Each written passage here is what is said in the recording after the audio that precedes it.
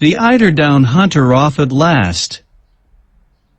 That evening I took a brief walk on the shore near Reykjavik, after which I returned to an early sleep on my bed of coarse planks, where I slept the sleep of the just. When I awoke I heard my uncle speaking loudly in the next room. I rose hastily and joined him. He was talking in Danish with a man of tall stature, and of perfectly Herculean build. This man appeared to be possessed of very great strength. His eyes, which started rather prominently from a very large head, the face belonging to which was simple and naive, appeared very quick and intelligent. Very long hair, which even in England would have been accounted exceedingly red, fell over his athletic shoulders. This native of Iceland was active and supple in appearance, though he scarcely moved his arms, being in fact one of those men who despise the habit of gesticulation common to southern people. Everything in this man's manner revealed a calm and phlegmatic temperament. There was nothing indolent about him, but his appearance spoke of tranquility. He was one of those who never seemed to expect anything from anybody, who liked to work when he thought proper, and whose philosophy nothing could astonish or trouble. I began to comprehend his character, simply from the way in which he listened to the wild and impassioned verbiage of my worthy uncle. While the excellent professor spoke sentence after sentence, he stood with folded arms, utterly still, motionless to all my uncle's gesticulations. When he wanted to say no he moved his head from left to right. When he acquiesced he nodded, so slightly that you could scarcely see the undulation of his head. This economy of motion was carried to the length of avarice. Judging from his appearance I should have been a long time before I had suspected him to be what he was, a mighty hunter. Certainly his manner was not likely to frighten the game. How, then, did he contrive to get at his prey? My surprise was slightly modified when I knew that this tranquil and solemn personage was only a hunter of the eider duck, the down of which is, after all, the greatest source of the Icelanders' wealth. In the early days of summer, the female of the eider, a pretty sort of duck, builds its nest amid the rocks of the fjords, the name given to all narrow gulfs in Scandinavian countries with which every part of the island is indented. No sooner has the eider duck made her nest than she lines the inside of it with the softest down from her breast. Then comes the hunter or trader, taking away the nest. The poor bereaved female begins her task over again, and this continues as long as any eider down is to be found. When she can find no more, the male bird sets to work to see what he can do. As, however, his down is not so soft, and has therefore no commercial value, the hunter does not take the trouble to rob him of his nest lining. The nest is accordingly finished, the eggs are laid, the little ones are born, and next year the harvest of eider down is again collected. Now, as the eider duck never selects steep rocks or aspects to build its nest, but rather sloping and low cliffs near to the sea, the Icelandic hunter can carry on his trade operations without much difficulty. He is like a farmer who has neither to plow, to sow, nor to harrow, only to collect his harvest. This grave, sententious, silent person, as phlegmatic as an Englishman on the French stage, was named Hans Bjelke. He had called upon us in consequence of the recommendation of M. Fridriksson. He was, in fact, our future guide. It struck me that had I sought the world over, I could not have found a greater contradiction to my impulsive uncle. They, however, readily understood one another. Neither of them had any thought about money. One was ready to take all that was offered him, the other ready to offer anything that was asked. It may readily be conceived, then, that an understanding was soon come to between them. Now, the understanding was, that he was to take us to the village of Stapi, situated on the southern slope of the peninsula of Sneffels, at the very foot of the volcano. Hans, the guide, told us the distance was about 22 miles, a journey which my uncle supposed would take about 2 days. But when my uncle came to understand that they were Danish miles, of 8,000 yards each, he was obliged to be more moderate in his ideas, and, considering the horrible roads we had to follow, to allow 8 or 10 days for the journey. 4 horses were prepared for us, 2 to carry the baggage, and 2 to bear the important weight of myself and uncle. Hans declared that nothing ever would make him climb on the back of any animal. He knew every inch of that part of the coast, and promised to take us the very shortest way. His engagement with my uncle was by no means to cease with our arrival at Stapi. He was further to remain in his service during the whole time required for the completion of his scientific investigations, at the fixed salary of 3 riksdaler a week, being exactly 14 shillings and twopence, minus 1 farthing, English currency. One stipulation, however, was made by the guide: the money was to be paid to him every Saturday night, failing which, his engagement was at an end. The day of our departure was fixed. My uncle wished to hand the EIDER-DOWN HUNTER in advance, but he refused in one emphatic word. After, which being translated from Icelandic into plain English means after. The treaty concluded, our worthy guide retired without another word. "A splendid fellow," said my uncle, "only he little suspects the marvelous part he is about to play in the history of the world." "You mean, then," I cried in amazement, "that he should accompany us?" "To the interior of the earth, yes," replied my uncle. "Why not?" There were yet 48 hours to elapse before we made our final start. To my great regret, our whole time was taken up in making preparations for our journey. All our industry and ability were devoted to packing every object in the most advantageous manner: the instruments on one side, the arms on the other, the tools here and the provisions there. There were, in fact, 4 distinct groups. The instruments were of course of the best manufacture. 1. A centigrade thermometer of Eigel, counting up to 150 degrees, which to me did not appear half enough or too much.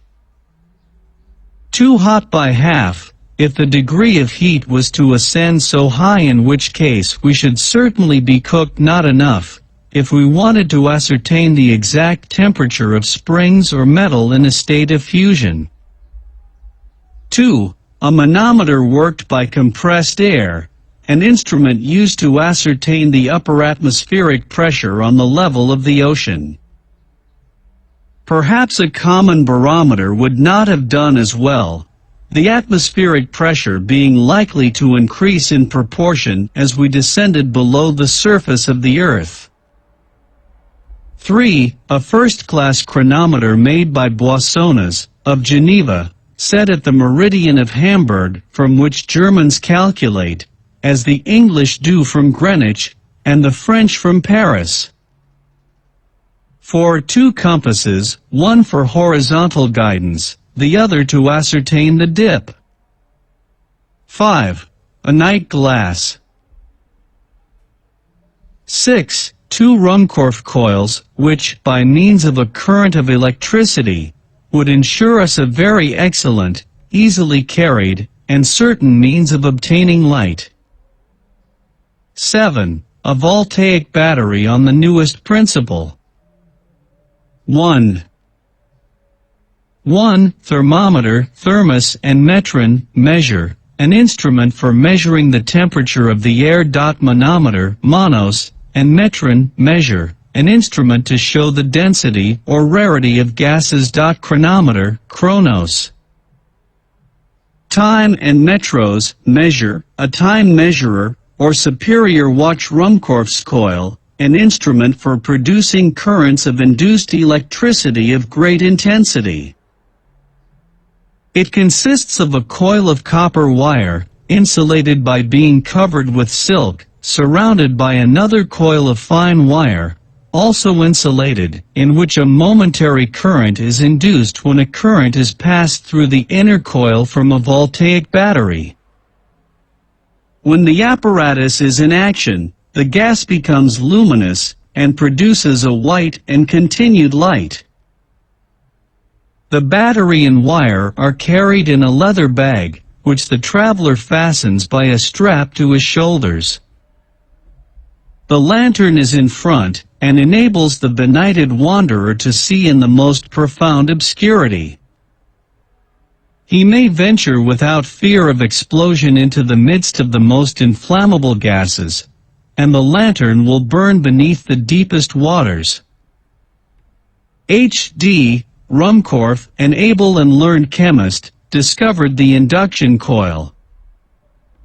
In 1864 he won the quinquennial French prize of £2,000 for this ingenious application of electricity. A voltaic battery, so called from volta, its designer, is an apparatus consisting of a series of metal plates arranged in pairs and subjected to the action of saline solutions for producing currents of electricity. Our arms consisted of 2 rifles, with 2 revolving 6-shooters. Why these arms were provided it was impossible for me to say. I had every reason to believe that we had neither wild beasts nor savage natives to fear. My uncle, on the other hand, was quite as devoted to his arsenal as to his collection of instruments, and above all was very careful with his provision of fulminating or gun cotton, warranted to keep in any climate, and of which the expansive force was known to be greater than that of ordinary gunpowder. Our tools consisted of 2 pickaxes, 2 crowbars, a silken ladder, 3 iron-shod alpine poles, a hatchet, a hammer, a dozen wedges, some pointed pieces of iron, and a quantity of strong rope. You may conceive that the whole made a tolerable parcel, especially when I mention that the ladder itself was 300 feet long. Then there came the important question of provisions. The hamper was not very large, but tolerably satisfactory, for I knew that in concentrated essence of meat and biscuit there was enough to last 6 months. The only liquid provided by my uncle was schiedam. Of water, not a drop. We had, however, an ample supply of gourds, and my uncle counted on finding water, and enough to fill them, as soon as we commenced our downward journey. My remarks as to the temperature, the quality, and even as to the possibility of none being found, remained wholly without effect. To make up the exact list of our traveling gear for the guidance of future travelers, add that we carried a medicine and surgical chest with all apparatus necessary for wounds, fractures and blows, lint, scissors, lancets, in fact, a perfect collection of horrible-looking instruments, a number of vials containing ammonia, alcohol, ether, Goulard water, aromatic vinegar, in fact, every possible and impossible drug, finally, all the materials for working the Ruhmkorff coil. My uncle had also been careful to lay in a goodly supply of tobacco, several flasks of very fine gunpowder, boxes of tinder, besides a large belt crammed full of notes and gold. Good boots rendered watertight were to be found to the number of 6 in the toolbox. My boy, with such clothing, with such boots, and such general equipment, said my uncle, in a state of rapturous delight, we may hope to travel far. It took a whole day to put all these matters in order. In the evening we dined with Baron Tramp, in company with the mayor of Reykjavik, and Dr. Hjaltalin, the great medical man of Iceland. M. Fridriksson was not present, and I was afterwards sorry to hear that he and the governor did not agree on some matters connected with the administration of the island. Unfortunately, the consequence was that I did not understand a word that was said at dinner, a kind of semi-official reception. One thing I can say, my uncle never left off speaking. The next day our labor came to an end. Our worthy host delighted my uncle, Professor Hardwig, by giving him a good map of Iceland, a most important and precious document for a mineralogist. Our last evening was spent in a long conversation with M. Fridriksson, whom I liked very much, the more that I never expected to see him or anyone else again. After this agreeable way of spending an hour or so, I tried to sleep. In vain, with the exception of a few dozes, my night was miserable. At 5 o'clock in the morning I was awakened from the only real half-hour's sleep of the night by the loud neighing of horses under my window. I hastily dressed myself and went down into the street.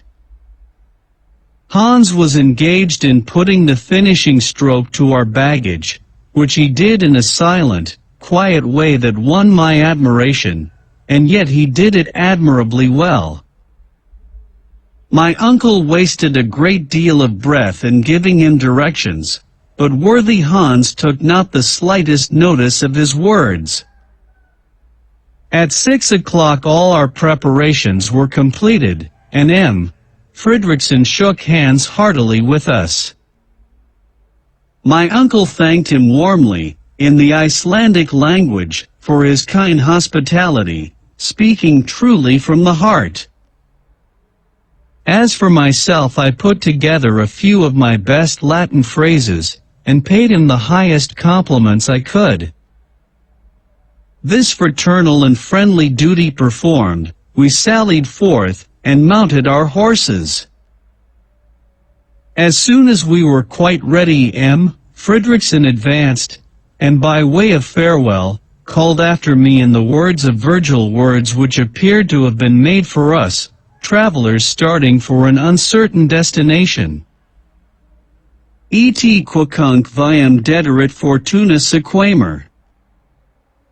And whichsoever way thou goest, may fortune follow.